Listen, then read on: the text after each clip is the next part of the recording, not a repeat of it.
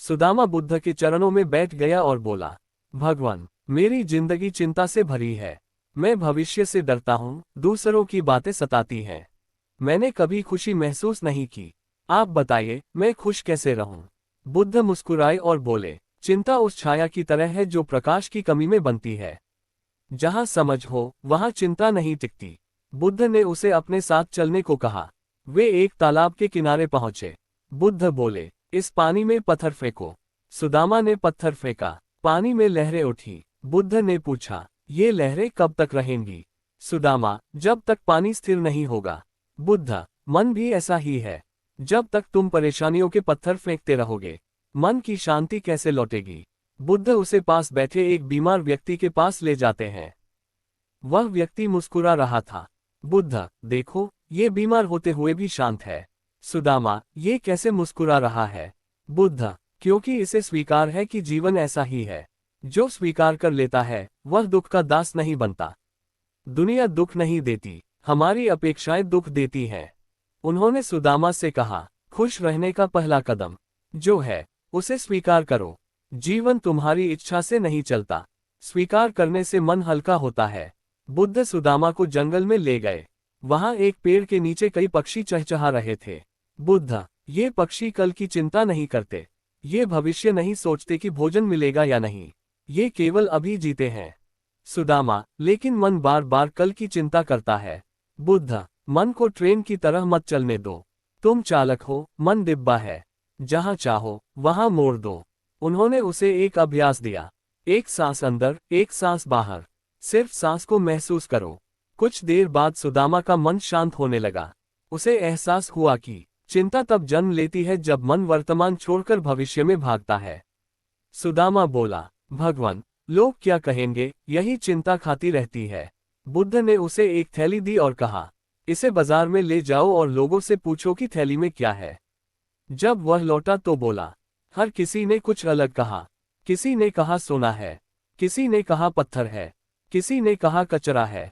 बुद्ध, बस यही बात समझ लो, लोग हमेशा वही कहेंगे जो उनके मन में है, तुम्हारे बारे में नहीं। अगर तुम दूसरों की राय पर जियोगे, तो कभी अपने भीतर की शांति न पा सकोगे। बुद्ध ने उसे कहा, चलो, गांव चलते हैं। गांव में एक अमीर व्यक्ति था, महल, नौकर, धन, सब कुछ।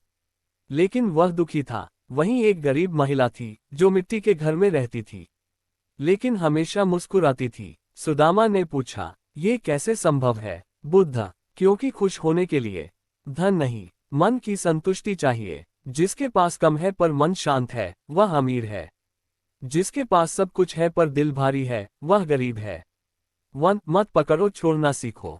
बुद्ध ने कहा, दुख इसलिए है क्योंकि तुम पकड़ते हो। अपमान, गलतियां, उम्मीदें, लोग, सब छोड़ दो। जब हाथ खाली होगा तभी कुछ नया आएगा। खुद को स्वीकार करो। दूसरों जैसा बनने की कोशिश बंद करो। जिस दिन तुम खुद को अपनाते हो, उसी दिन खुशी तुम्हारी दहलीज पर आ जाती है।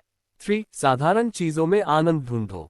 सुबह की हवा, पानी का स्वाद, एक शांत बैठना। खुशी बहुत सरल है, हम ही उसे जटिल बना देते हैं। कई दिनों तक वह बुद्ध के साथ रहा, ध्यान किया, समझ बढ़ाई, और धीरे धीरे चिंता उसके जीवन से पिघलने लगी। अब वह हर दिन खुद को कहता, आज को जीऊंगा, खुद में खुशी ढूंढूंगा, किसी की सोच मुझे कैद नहीं कर सकती।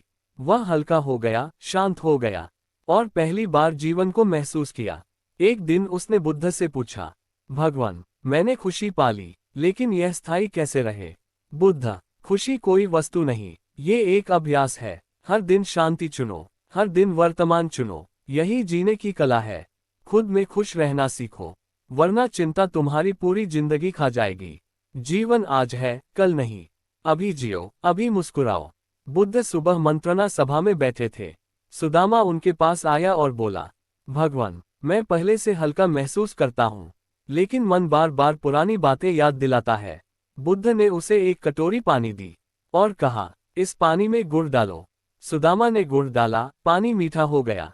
फिर बुद्ध बोले, अब इसमें नीम की पत्तियां डालो। पानी कड़वा हो गया। बुद्ध, मन भी ऐसा ही है, जिस स्वाद का विचार डालोगे, मन वैसा ही बन जाएगा। मीठा डालोगे तो मन मधुर, कड़वा डालोगे तो मन दुखी। सुदामा, तो मन कैसे नियंत्रित करें? बुद्ध, जो विचार मन को दुख दे उसे प्रवेश मत करने दो। जो शांति दे उसे अपने अंदर बसने दो। यही मन पर अधिकार है। बुद्ध उसे नदी किनारे ले गए। देखो सुदामा, ये नदी न तेज बहती है न बहुत धीमी। यही इसका संतुलन है। जीवन में भी बहुत ज्यादा काम, बहुत ज्यादा आराम, बहुत ज्यादा बोलना, बहुत ज्यादा सोचना सब दुख देता है। सुदामा, तो मैं संतुलन कैसे पाऊं? बुद्ध, हर काम में मध्यम मार्ग अपनाओ। हर दिन अपने मन से पूछो, क्या मैं आज ज्यादा कर रहा हूं या कम? हल्की मुस्कान के साथ बोले। जो संतुलित हो गया वह जीवन का राजा बन गया। सुदामा ने पूछा, भगवान, गुस्सा, दुख, ईर्ष्या ये क्यों आते हैं? बुद्ध ने एक दीपक दिखाया। इस दीपक को देखो, हवा तेज होगी तो लौ हिल जाएगी, लेकिन जब कमरे के दरवाजे बंद होंगे लौ स्थिर हो जाएगी। फिर बोले, इंसान भी ऐसा ही है। बाहरी दुनिया, लोगों की बातें, परिस्थितियां हवा की तरह हैं। अगर तुम अपने अंदर का दरवाजा बंद कर लोगे तो तुम्हारी भावनाएं स्थिर हो जाएंगी। भावनाओं का मालिक बनने का पहला कदम है रुकना, और दूसरा है समझना। बुद्ध ने सुदामा से पूछा, क्या तुम्हें कभी कांटा चुभा है? सुदामा, हाँ। बुद्ध, वह दर्द था, लेकिन जब तुम उस घटना को महीनों याद करते हो वह पीड़ा है। दर्द शरीर में होता है, पीड़ा मन में। फिर बोले, दर्द से बचना मुश्किल है, लेकिन पीड़ा से बचना तुम्हारे हाथ में है। बुद्ध ने उसे एक व्यापारी के घर ले जाया। व्यापारी अमीर था पर झुका हुआ चलता था। उसके मन पर बोझ था। फिर एक भिक्षु को दिखाया जिसके पास कुछ नहीं था, लेकिन उसकी चाल बादल जैसी हल्की थी। बुद्ध, बाहर की चीजें तुम्हें बांधती नहीं, तुम्हारे विचार बांधते हैं। जिसने मन को मुक्त कर लिया वही सच्चा स्वतंत्र है। सुदामा, मुक्त कैसे बनूं? बुद्ध, किसी से उम्मीद मत रखो। परिस्थितियों को अपने व्यवहार का मालिक मत बनने दो। तुम्हारा मन, तुम्हारा रास्ता। दिन ढलने लगा था। बुद्ध ने कहा, सुदामा सुनो, खुशी कोई पुरस्कार नहीं, ये एक निर्णय है। तुम आज भी तय कर सकते हो कि जो है उसी में खुश रहूंगा। सुदामा की आंखें भर आईं। उसे समझ आ गया कि खुशी बाहर नहीं, उसके भीतर ही सोई हुई थी। सुदामा अब पहले से बदल चुका था। वह अधिक शांत, अधिक जागरूक और अधिक हल्का हो गया था। लेकिन बुद्ध ने कहा, सुदामा, ये तो बस शुरुआत है, असली साधना अभी बाकी है। एक शाम बुद्ध मंद प्रकाश में बैठे थे। सुदामा उनके पास आया और बोला, भगवान, बाहर की परेशानियां कम की हैं, पर भीतर का अंधेरा अभी भी है। कभी उम्मीद होती है, कभी टूट जाता हूँ। बुद्ध ने पास रखा दीपक जलाया। फिर बोले, सुदामा देखो, अंधेरा बाहर से नहीं आता। जहाँ रोशनी हो वहाँ अंधेरा टिक नहीं सकता। हर व्यक्ति के भीतर एक दीपक है, लेकिन हम दूसरों की बातों से, अतीत से, डर से उसे ढंक देते हैं। सुदामा, तो दीपक कैसे जलाऊं? बुद्ध, स्वयं को समझकर, ध्यान में बैठकर, अपने मन से मित्रता करके। बुद्ध उसे खेतों की तरफ ले गए। वहां एक किसान अनाज बो रहा था। बुद्ध, देखो, ये किसान आज बीज बो रहा है, लेकिन फल महीनों बाद मिलेंगे। क्या ये परेशान है? नहीं, क्योंकि इसे विश्वास है कि मेहनत का फल समय पर मिलेगा। फिर बोले, सुदामा, तुम तुरंत परिणाम चाहते हो, यही चिंता का कारण है। जो धैर्यवान है वह शांत है, जो शांत है वह खुश है। सुदामा, तो क्या धैर्य ही मार्ग है? बुद्ध, हाँ, धैर्य ही वह चाबी है जो जीवन के सभी द्वार खोलती है। सुदामा बोला, भगवान, कुछ लोग मुझे नीचे गिराते हैं, उनकी बातें मन को चोट देती हैं। बुद्ध ने उसे एक बर्तन दिया और कहा, इसमें नमक डालो। सुदामा ने डाल दिया। बुद्ध, अब इसे पियो। सुदामा, बहुत कड़वा है। फिर बुद्ध उसे नदी के पास ले गए। अब ये सारा नमक नदी में डालो। सुदामा ने डाल दिया। अब नदी का पानी पियो। ये तो मीठा है। बुद्ध मुस्कुराए। नमक वही है, लेकिन बर्तन और नदी में फर्क है। नकारात्मक लोग नमक जैसे हैं। अगर मन छोटा है तो थोड़ी सी बात भी कड़वी लगेगी। अगर मन नदी जैसा विशाल है तो वही बात तुम्हें छू भी नहीं पाएगी। सुदामा ने कहा, भगवान, किसी ने मेरा मन बहुत दुखाया था, मैं आज भी उसे नहीं भूल पाता। बुद्ध उसे एक भारी पत्थर उठाने को कहते हैं। सुदामा उसे उठाकर चलने लगता है। कुछ देर बाद थक जाता है और कहता है, भगवान, बहुत भारी है। बुद्ध, यही तो तुम वर्षों से उठा रहे हो। जिसे तुमने दुख देने वाला कहा, वह व्यक्ति नहीं, वह पत्थर है जिसे तुम अब तक धो रहे हो। क्षमा करना मतलब उस पत्थर को छोड़ देना। छोड़ोगे तो हल्के हो जाओगे, हल्के होगे तो खुश हो जाओगे। एक दिन बुद्ध और सुदामा नदी पार कर रहे थे। सुदामा ने नाविक से कहा, मैं पहले उतरूंगा। नाविक हंस पड़ा, नदी को फर्क नहीं पड़ता, तुम पहले उतरो या बाद में। बुद्ध मुस्कुराए, सुदामा, जिसे तुम मैं कहते हो वही दुख की जड़ है। जहां मैं बड़ा होता है वहां खुशी छोटी हो जाती है। जो विनम्र होता है उसका मन शांत होता है। बुद्ध उसे एक गरीब बूढ़ी महिला के पास ले जाते हैं, जो अपने पास की थोड़ा सा भोजन औरों में बांट देती थी। सुदामा आश्चर्य से पूछता है, इसके पास तो खुद बहुत कम है, फिर भी ये बांटती है। बुद्ध, क्योंकि जो देता है उसे सबसे ज्यादा मिलता है। दूसरों को खुशी देने वाला व्यक्ति अपने भीतर रोशनी जलाता है।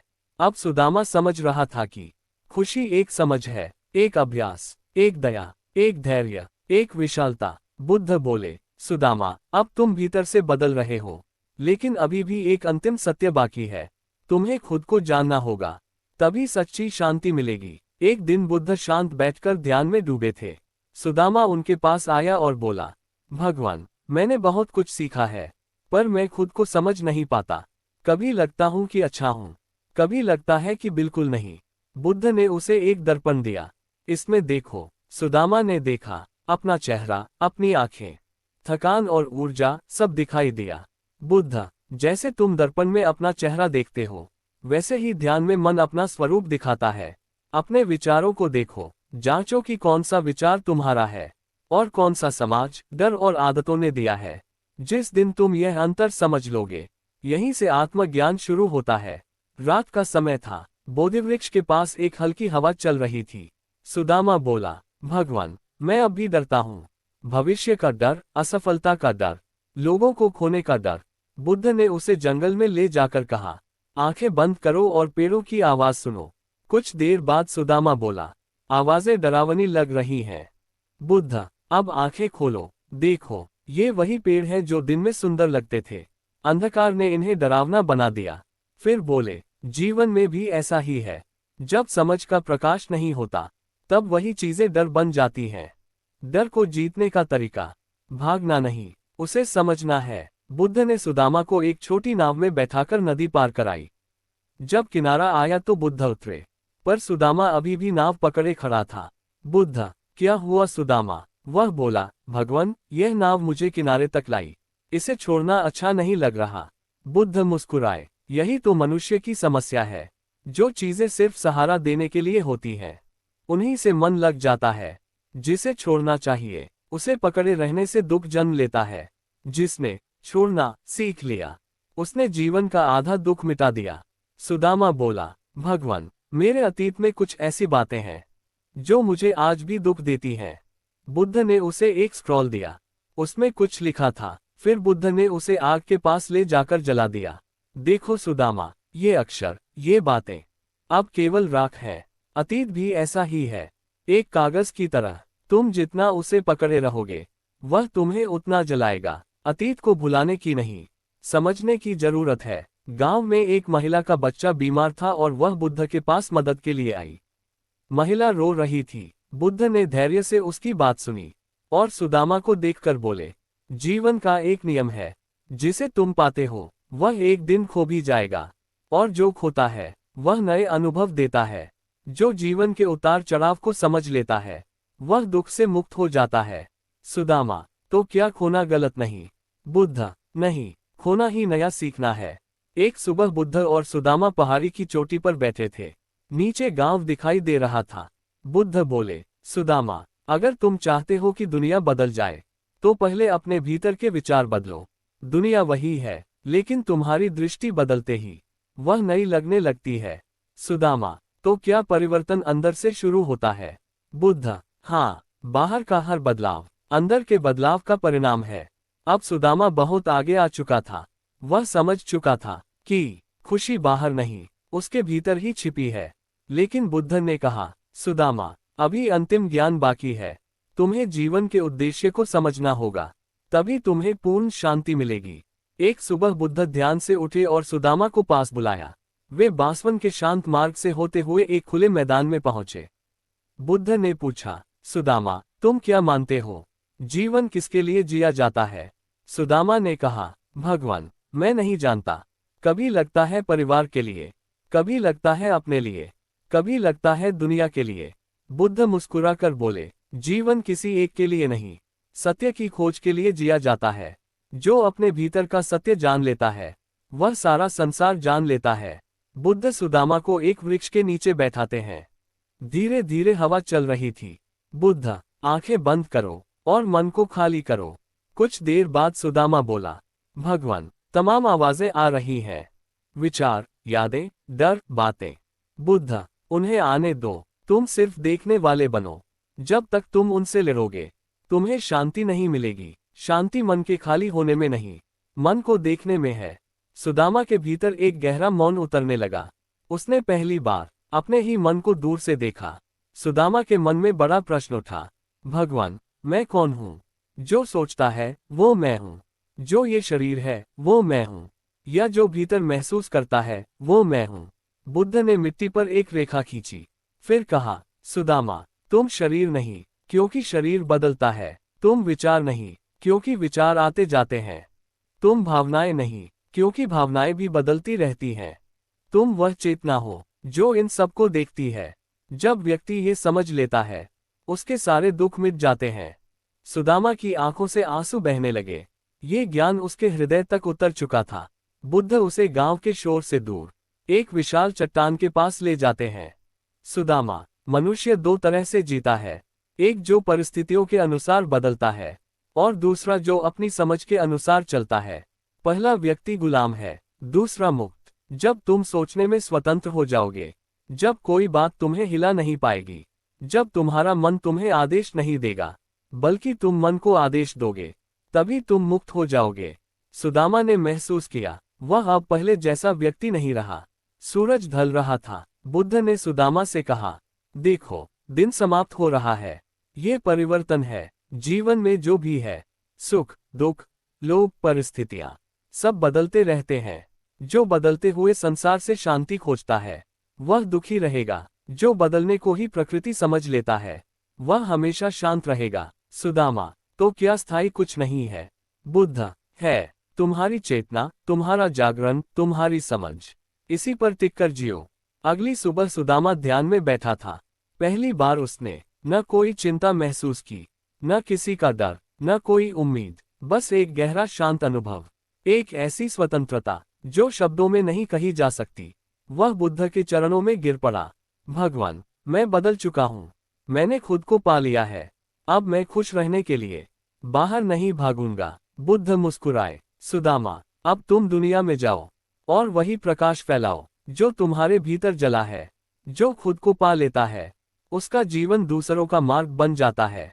खुद में खुश रहना सीखो, क्योंकि जब तक तुम खुद को नहीं समझते, दुनिया तुम्हें उलझाए रखेगी। जीवन आज है, अभी है, इसी क्षण में। खुद को जानने का ये सफर ही सबसे बड़ी कहानी है, सबसे बड़ा चमत्कार।